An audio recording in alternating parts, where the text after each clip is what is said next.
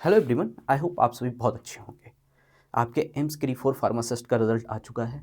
आप लोगों ने देख भी लिया होगा अपना रिजल्ट। अगर आपने रिजल्ट पर ध्यान दिया होगा तो अप्रॉक्स आपकी 40 से 45 पेजेस की जो आपकी पीडीएफ बनी हुई थी उसमें आपकी रैंक और जो भी है आपकी रैंक क्या है और आपका क्या है यहाँ पे है, सारी चीज़ें आपकी आ चुकी होंगी। आपने बहुत अच्छे से पूरा रिजल्ट देख लिया होगा। स्टूडेंट्स, एक कहानी यहाँ पे आपको पूरी तरीके से समझनी पड़ेगी। रिजल्ट तो आ चुका है, रैंक भी आ चुकी है, सब कुछ आपने देख लिया है। एक कहानी यहाँ पे आपको जो मैं समझाऊंगा वो ये है। देखिए, पहले तो आप थंबनेल की तरफ यहाँ पे अगर देखेंगे तो मैंने लिखा हुआ है डी फॉर्म सेलेक्टेड और यहाँ पे बी फॉर्म रिजेक्टेड। इसका ही मतलब मैं पहले आपको एक्सप्लेन करता हूँ। देखिए, यहाँ पे अगर कुछ ऐसे स्टूडेंट्स होंगे जो मतलब गांव वगैरह से बिलोंग करते होंगे, तो जब भी आप कभी अपने गांव में गए होंगे और कईयों लोग आपसे पूछते हैं कि आप क्या पढ़ाई कर रहे हो, तो आप कईयों बार बोलते हैं हाँ मैं बी फॉर्म कर रहा हूँ या डी फॉर्म कर रहा हूँ, ऐसी चीज़ें बताते हैं। तो कभी कभी लोगों को ये समझ नहीं आ पाता है कि बी फॉर्म क्या है और डी फॉर्म क्या है। तो उस जगह पे आप उनको एक्सप्लेन करते हो, सर जो बी का मतलब है वो बैचलर है और डी का मतलब है सर डिप्लोमा है। और आप अपनी, अगर आप बी फॉर्म कर रहे हो तो आप अपने आप को थोड़ा सा सुपीरियर दिखाने के लिए आप ये भी बोलते हो हाँ ये 4 साल की हमारी डिग्री है, इसमें हम 4 साल के लिए पढ़ते हैं। और डिप्लोमा में क्या होता है, आप 2 साल के लिए पढ़ते हो, उसके बाद आपको डिप्लोमा मिल जाता है, बस वहीं पर कहानी खत्म हो जाती है। आप ऐसे करके एक्सप्लेन कर देते हो। एक कहानी और है यहाँ पे, आप ये भी बोलते होगे, जैसे सपोज करिए आप किसी कॉलेज में हैं और एक साथ वहाँ पे डी फॉर्म का भी बैच चल रहा है और एक साथ बी फॉर्म का भी बैच चल रहा है। तो कभी कभी तो आप यही कंफ्यूज रहते हैं कि डी फॉर्म वाले को अपना जूनियर समझें क्या समझें, या डी फॉर्म को हम अपने साथ का समझें। आप कई लोग तो इसी बात में बहुत ज़्यादा कन्फ्यूज़ रहते हैं। बट स्टूडेंट्स, वो कहानी जो थी वो आपके गांव में बताने के लिए, आपके क्लास में स्टूडेंट्स को समझने के लिए बहुत अच्छी थी। बट यहाँ पे जब एम्स क्री का अगर आप रिजल्ट देखते हो और एम्स क्री की चीज़ों को समझते हो तो वहाँ पे कहानी थोड़ी सी अलग हो जाती है। स्टूडेंट देखिए, मैं आपको एक चीज़ समझाता हूँ। यहाँ पे एम्स क्री का जो है वो कट ऑफ जैसा कुछ नहीं है। पहली तो बात तो ये है। इसमें जो मेन चीज़ है वो मैं आपको जब आपको रिजल्ट दिखाता हूँ, आपको सारी चीज़ें मैं आपको नोटिफिकेशन दिखाता हूँ, तब आपको चीज़ें समझ आएंगी। जब आपने ये फॉर्म भरा होगा, क्योंकि फॉर्म आपको पता है कि इसकी लगभग अप्रॉक्स 3000 के आसपास तो इसकी फ़ीस है, फ़ीस भी बहुत ज़्यादा है। लेकिन जब आपने फॉर्म भरा होगा तो आपने देखा होगा कि वहाँ पे 35 से 40 के आसपास आपने सीटें देखी होंगी। आपने क्या किया, जल्दी से फॉर्म को फिलअप किया और अपनी तैयारी में आप लग गए होंगे। उस टाइम आपने ये ध्यान नहीं दिया होगा कि आप बी फॉर्म के स्टूडेंट्स हैं, आप डी फॉर्म के स्टूडेंट्स हैं। बस आपने क्या किया, फॉर्म को फिल कर दिया। बट फॉर्म को फिल किया, पढ़ाई भी की हो, बहुत कुछ किया। अब स्टूडेंट्स देखिए, प्रॉब्लम कहाँ पे, मैं आपको एक एक चीज़ समझाता हूँ। अब आप पहले एक एक चीज़ हमारे साथ जुड़े रहिएगा और समझिएगा, मैं आपको समझाता हूँ। देखिए, जब आपने फॉर्म फिलअप किया था तो वहाँ पे जो आपकी एडवर्टीजमेंट वाली जो पीडीएफ थी उसमें एक चीज़ लिखी थी, मैं आपको बताता हूँ। ये देखिए, आपका जो यहाँ पे स्टूडेंट्स कोड था आपके फार्मासिस्ट का, वो कितना था, 12 था। ठीक है। अब आप देखिए यहाँ पे क्या था, एम्स ऋषिकेश है, एम्स अवंतीपुरा है। ठीक है। पहले मैं इन्हीं दो को एक्सप्लेन कर देता हूँ और देखिए आप सारी बात समझिए। और उसके बाद जो इसके नीचे आपके जो और एम्स हैं उनको भी आप देख लीजिए एक बार। एम्स बिलासपुर है, एम्स न्यू दिल्ली है, AIIMS Raebareli, AIIMS Rajkot, AIIMS Guwahati और एम्स जोधपुर। बहुत सारे एम्स हैं जिन्होंने अपनी क्या है वैकेंसी निकाली। और देखिए आप यहाँ पे एम्स न्यू दिल्ली का स्टोर कीपर का भी है। इतनी चीज़ें आपने देख ली। अब जो मैं कहानी आपको यहाँ पे बताने वाला हूँ वो आप देखिए। स्टूडेंट्स, आपने बी फॉर्म किया है, आपने डी फॉर्म किया है। अब आपकी रियलिटी यहाँ पे पता चलती है। अब आप समझिएगा, जब आप चॉइस की फिलिंग करेंगे, जब आप चॉइस फिलिंग करेंगे तो वहाँ पे आप देखिएगा जो आपका एम्स ऋषिकेश है ना, ये क्या बोलता है कि हमें क्या चाहिए, डिप्लोमा इन फार्मेसी जो क्या होना चाहिए, रजिस्टर्ड होना चाहिए, किसमें फार्मेसी एक्ट में होना चाहिए। इनको क्या है, बी फॉर्म वालों की नीड नहीं है। समझ गए आप कहानी? समझिए आप इस जगह पे कि एम्स ऋषिकेश को वो बंदे नहीं चाहिए जिन्होंने क्या कर रखा है, बी फॉर्म कर रखा है। एम्स ऋषिकेश को वो बंदे चाहिए जिनको क्या है, जिन्होंने क्या कर रखा है, डिप्लोमा किया है। तो पहली बात ये क्लियर आप समझिए। एम्स अवंतीपुरा ने क्या किया कि उसको क्या चाहिए है, यहाँ पे आप देखिए एजुकेशन क्वालिफिकेशन में क्या लिखा है, diploma in pharmacy from a recognised university. और वो क्या होना चाहिए, फार्मेसी एक्ट में क्या होना चाहिए, वहाँ पे रजिस्टर्ड होना चाहिए। सीधी सी बात, इन्होंने भी यहाँ पे मेंशन, कहीं भी इन्होंने डिग्री वर्ड मेंशन नहीं किया है। तो आप ये समझिएगा, मतलब यहाँ पर भी बी फॉर्म स्टूडेंट्स एलिजिबल नहीं है। ओके, कहानी को और आगे समझते हैं और एक एक चीज को आगे बढ़ते हैं। अब आप देखिए, जो आपका यहाँ पे तीसरा एम्स है, एम्स बिलासपुर ने जो अपनी यहाँ पे जितनी भी सीट है, ये सीट मैट्रिक्स को भी समझेंगे। एम्स बिलासपुर ने क्या किया, देखिए इन्होंने क्या किया कि आपके पास एसेंशियल क्या होना चाहिए, डिप्लोमा होना चाहिए और आप रजिस्टर्ड होने चाहिए, और साथ साथ में डिजायरेबल में इन्होंने पूछ लिया कि आपके पास क्या होना चाहिए, मैन्युफैक्चरिंग, स्टोरेज या टेस्टिंग में आपके पास क्या होना चाहिए, एक्सपीरियंस होना चाहिए। कहीं भी इन्होंने नहीं मेंशन किया कि आपके पास क्या होनी चाहिए, डिग्री। मतलब क्या हुआ, बिलासपुर को भी बी फॉर्म स्टूडेंट जो, अरे यहाँ पे देखिए, बी फॉर्म स्टूडेंट क्या है, नहीं चाहिए। मतलब अभी तक आपने जो ऊपर के 3 एम्स देख लिए, इनमें से कहीं भी किसी को क्या नहीं चाहिए, बी फॉर्म स्टूडेंट्स नहीं चाहिए। अब आप आइए न्यू दिल्ली पे, देखिए न्यू दिल्ली ने क्लियरली मेंशन किया कि हाँ एसेंशियल आपके पास होनी चाहिए कि आप डिप्लोमा हो, ओके बहुत अच्छी बात है, और रजिस्टर्ड भी होने चाहिए। लेकिन अगर आपके पास डिग्री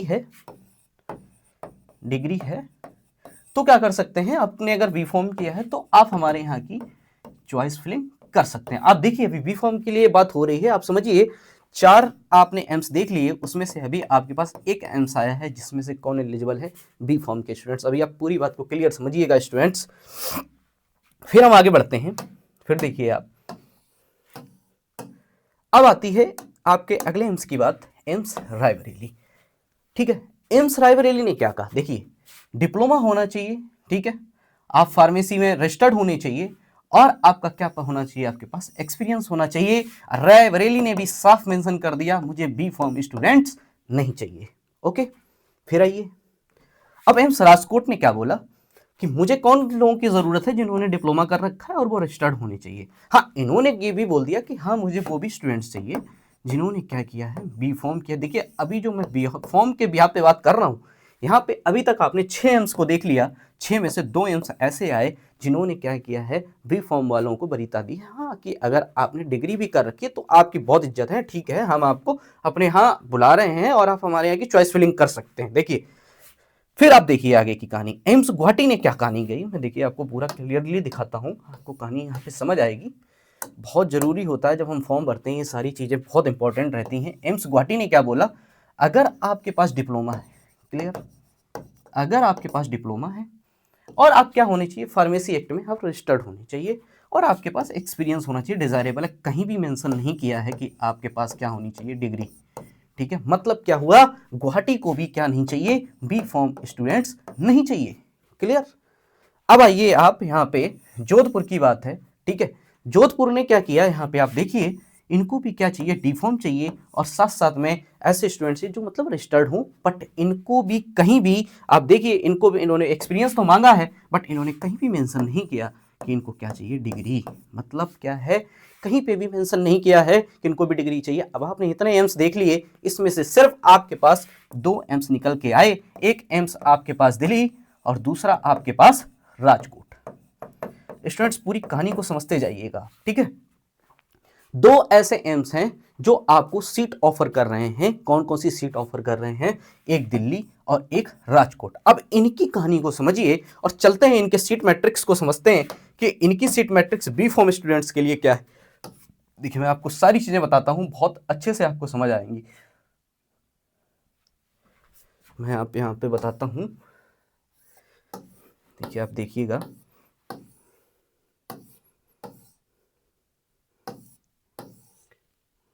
जो आपका कोड है यहाँ पे कितना था, 12 कोड था, ठीक है। ये देखिए निकल के आती हुई यहाँ पे सीट मैट्रिक्स, वी फॉर्म जो स्टूडेंट्स हैं, ठीक है, ओके, किसने आपको सीट ऑफर की, एक आपका है एम्स न्यू दिल्ली, ठीक है, और एक आपका है कौन सा, एम्स राजकोट, जिसने क्या किया है स्टूडेंट्स, सिर्फ वी फॉर्म को क्या दी है, सीट दी है कि आप क्या कर सकते हो हमारे यहाँ पे। जब अभी आप जब आपने रिजल्ट देख लिया होगा, अभी आप क्या करोगे, जब चॉइस फिलिंग करोगे ना, तब आप देखना जो वी फॉर्म के स्टूडेंट्स होंगे उनके पास सिर्फ यही 2, एक दिल्ली और एक राजकोट, ओनली आपके ऑप्शन में यही 2 शो हो रहे होंगे। ये प्रॉब्लम होगी, आप नहीं भर पाओगे। आपने अगर सारी सीटें देखिए, आप अगर यहाँ पे सारी सीटों को कैलकुलेट करते हैं, 3, 4, 13 और ये लगभग 17 एंड 27, और 27 के बाद ये 28 और ये 7 और हो गई, आपका लगभग आपके पास 35 सीट्स थी टोटल। अब आप कहानी समझिए, सिर्फ आपको कौन एलिजिबल कर रहा है, आपको 2 यहाँ पे एम से एलिजिबल कर रहे हैं, वो कौन कौन से हैं, एक राजकोट है और एक दिल्ली है। मतलब कितनी सीट पे आप लड़ रहे हो, एक 9 और एक 10। बोले तो अगर आप बी फॉर्म स्टूडेंट्स हो तो इस एम्स की एग्जाम में आप कितनी सीट पर लड़ाई कर रहे हो? ओनली 19 सीट पर लड़ाई कर रहे हो। और इस जगह पे अगर कोई बंदा जनरल कैटेगरी से है तो वो कितनी सीटों पर लड़ाई कर रहा है? वो ओनली 9 सीट्स पर लड़ाई कर रहा है। आप इस बात को भी समझिए। और आपके रिजल्ट में जब आप देख रहे होंगे तो वहां पे न जाने कितनी रैंक्स लिखी होंगी, भूल जाइए आप। अगर आप यहाँ पे 35 सीट्स लिखी हुई हैं, अगर आपकी रैंक यहाँ पे 15 से 16 के आसपास भी है, फिर भी आप सोचिए कि आप सेफ नहीं हैं, कि आपको सीट मिलेगी। कितना देखिए, कितना यहाँ पे आपके लिए एक इतनी बहुत ही असमंजस की स्थिति है। आप इतनी पढ़ाई करते हैं, इतना सब कुछ आप देखते हैं, बट आप कहानी क्या निकल के आती है कि बी फॉर्म स्टूडेंट्स कितनी सीटों पर लड़ाई कर रहा है। यहाँ पे जो सीटें ऑफर्ड की गई थी 35, उतनी सीट्स पर भी वो लड़ाई नहीं कर पा रहा।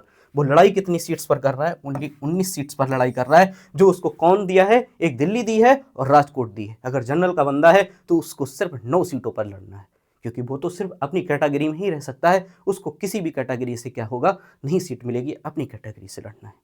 स्टूडेंट्स, 3,000 रुपये का आपने फॉर्म भरा, आपने इतनी मेहनत की, बहुत पढ़ाई की होगी, हम जानते हैं, बट यही चीज़ें होती हैं। अब आप यहाँ पे देखिए, अब जो वरीयता दी गई है इस जगह पे किसको? सबसे ज़्यादा डी फॉर्म को। डी फॉर्म तो इन सारी चीज़ों के लिए एलिजिबल है। डी फॉर्म क्या है? जो 35 सीट्स है ना, डी फॉर्म एलिजिबल है उस जगह पे 35 सीट्स के लिए, लेकिन बी फॉर्म जो है वो यहाँ पे एलिजिबल नहीं है। आप सोच सकते हैं बी फॉर्म में आप कितना पैसा यहाँ पे देते हैं। बी फॉर्म की डिग्री आपने पाई होगी 10 लाख 15 लाख रुपए ऐसे आपने खर्च किए, और यहाँ पे डी फॉर्म, हाँ थोड़ा सा उनका पैसा कम रहेगा, लेकिन आप सोचिए इतनी पढ़ाई की आपने, इतनी पढ़ाई करने के बावजूद भी आप अपनी जॉब को नहीं पा पाएंगे। कैसे पा पाएंगे? क्योंकि वहाँ पे आपको एलिजिबिलिटी से ही बाहर किया जा रहा है। आपके पास उतनी यहाँ पे चॉइस फिलिंग ही नहीं आएगी कि उसमें आप इतना ज़्यादा फिल करें। स्टूडेंट्स, अभी आपका जो रिजल्ट आया है, आपने रिजल्ट देख लिया होगा। आप अपने टाइम को बिल्कुल वेस्ट मत कर दिए। आप बिल्कुल भी मत सोचिए कि इसकी चॉइस फिलिंग में क्या होगा क्या नहीं होगा। मैं आपको बताता हूँ, आपने अगर एम्स का इसका आपने फॉर्म भरा होगा, साथ साथ में आपने आरआरबी का भी फॉर्म भरा होगा।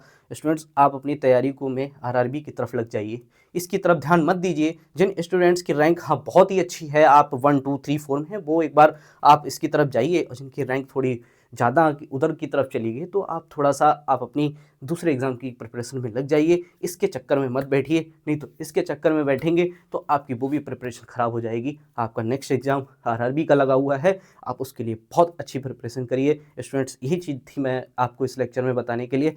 Thank you students.